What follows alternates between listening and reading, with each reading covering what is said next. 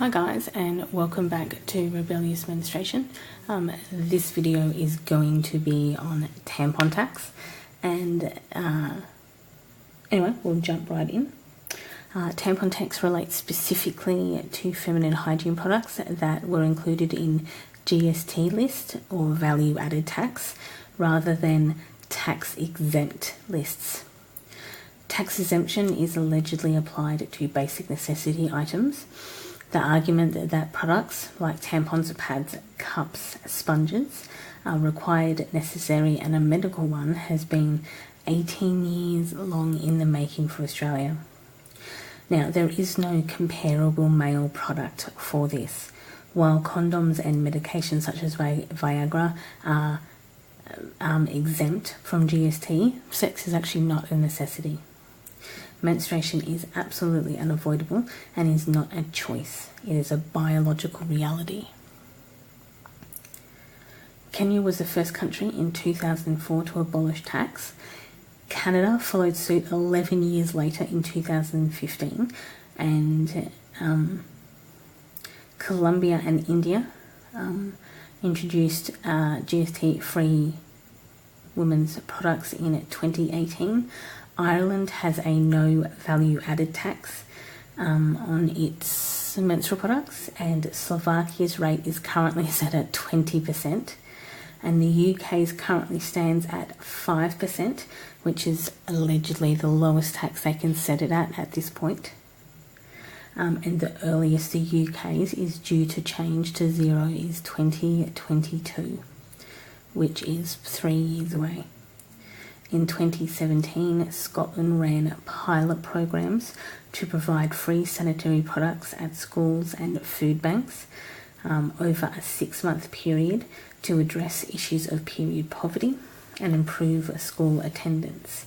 So this just shows that the tax on GST, the GST on menstrual products is not actually being funneled back into the women's community and not actually being used to end period poverty. So over a 6-month period, this pilot program in Scotland addressed these issues of period poverty and actually was found to improve school attendance and assist the girls in gaining their education. There are aims to make this program permanent now. The USA varies by state, of course. Practically all states tax tangible property and exempt necessities, with only 5 having no state tax.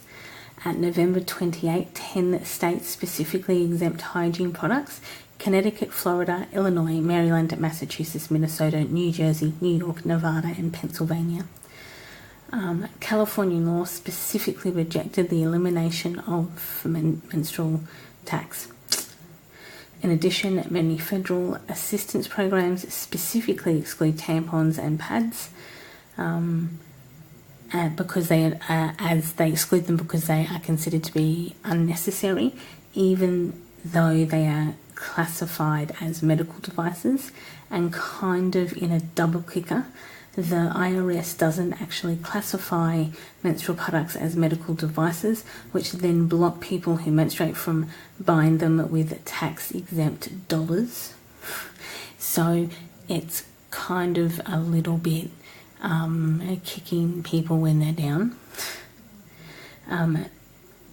So tampon tax is part of a financial and social menstrual movement to provide more equanimity for women and to decrease the amount of period poverty that happens. I did mention in another video that the government or parts of the legislative body, which are mostly men, have stated before that the GST on menstrual products is a good way to earn money, not for the government themselves, but for women's health and crisis centres. which kind of buys into this idea that women are responsible for the violence against them, but also buys into this idea that they should be paying for their own poverty. And as in the case of the Scotland pilot programs that they run, is actually proved to be not the case. The GST has not been funneled into women's programs, crisis centres, or in fact ending period poverty.